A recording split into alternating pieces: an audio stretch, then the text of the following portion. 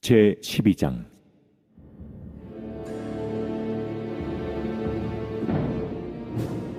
그때 내 민족을 호위하는 큰 군주 미가엘이 일어날 것이요 또 환난이 있으리니 이는 개국 이래로 그때까지 없던 환난일 것이며 그때 내 백성 중 책에 기록된 모든 자가 구원을 받을 것이라.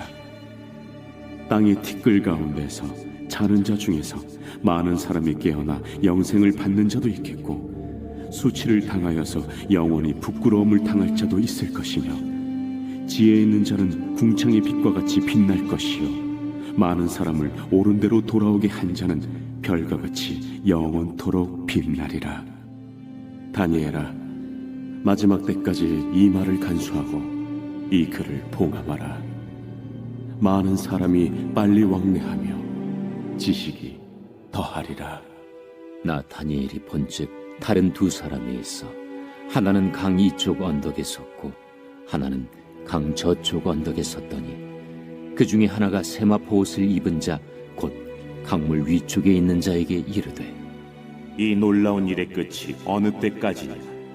내가 들은즉 그 세마포 옷을 입고 강물 위쪽에 있는 자가 자기의 좌우 손을 들어 하늘을 향하여 영원히 살아계시는 이를 가리켜 맹세하여 이르되 반드시 한때 두때 반때를 지나서 성도의 권세가 다 깨지기까지이니 그렇게 되면 이 모든 일이 다 끝나리라 하더라.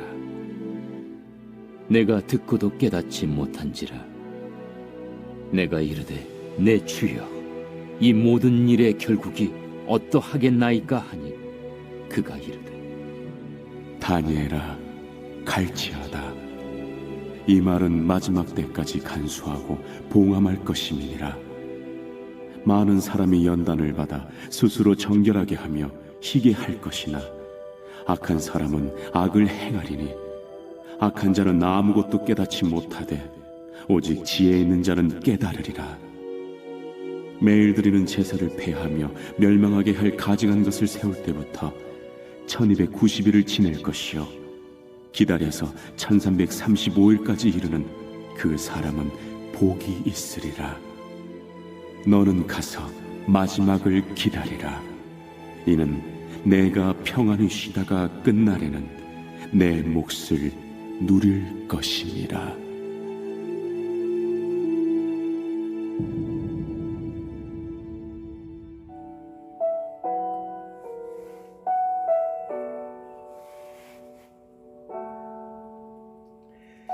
성도는 세상에서 고난을 피할 수가 없습니다. 다니엘의 환상은 하나님의 자녀들에게 예고된 시련이 결코 만만하지 않다라는 것을 잘 보여주고 있습니다. 그러나 또한 시련이 끝나는 날, 이 마지막 날에, 그러니까 성도들에게는 영광스러운 마지막이 또한 기다리고 있다라는 것을 예언해주고 있죠. 이 영광스러운 이 마지막을 맞이하기 위해서 현재 우리는 어떻게 그럼 해야 되는 것일까요? 이 마지막 때에 하나님의 책에 기록된 자들은 구원을 받게 된다고 합니다. 이 마지막을 준비하는 이들의 자격증 첫 번째는 하나님의 책에 기록되는 거예요. 이건 뭐냐면 하나님의 백성이 되어야 한다는 거죠.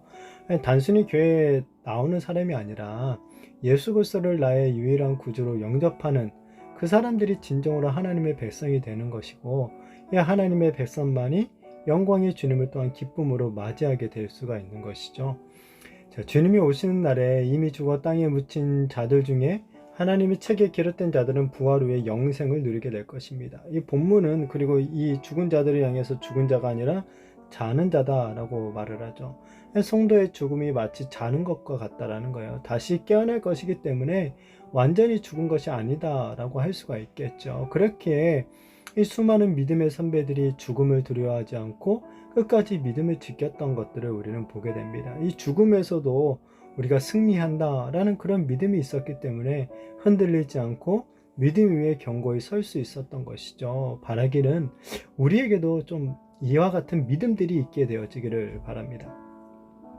하나님의 책에 기록된 자들은 또한 지혜로운 자들이죠. 그러나 이 지혜도 마지막 날까지는 불완전합니다. 자, 그러나 그날이 오면은 이 지혜를 가진 자들은 완전해지고 궁창의 빛같이 빛나게 될 것이라고 해요. 여기서 빛, 빛은 결국은 하나님의 백성들, 구원받은 자들의 특징이라는 거죠. 그래서 예수님께서도 이 제자들을 향해서 너희는 세상의 빛이다 라고 말씀하셨죠. 예수님을 믿고 구원받은 우리 성도들, 세상의 빛으로 죄로 인해 어두워진 이 세상을 밝게 비추면서 살아가야 된다라는 거죠. 우리는 빛나는 삶을 살아가야 되는 거예요. 그냥 지금부터 예수 그리스도를 믿은 이날부터 해서 이 영혼까지 빛으로 살아가야 한다라는 거죠. 하나님은 이 천사를 통해 마지막 때까지 이 말을 간수하고 이 글을 봉하라 라고 명하십니다. 종말론적인 묵시를 전하고 있다라는 것을 생각해 보면 이 말씀은 마지막 때까지 하나님의 말씀을 순수하게 지킬 것을 갖다가 말한다고 볼 수 있습니다.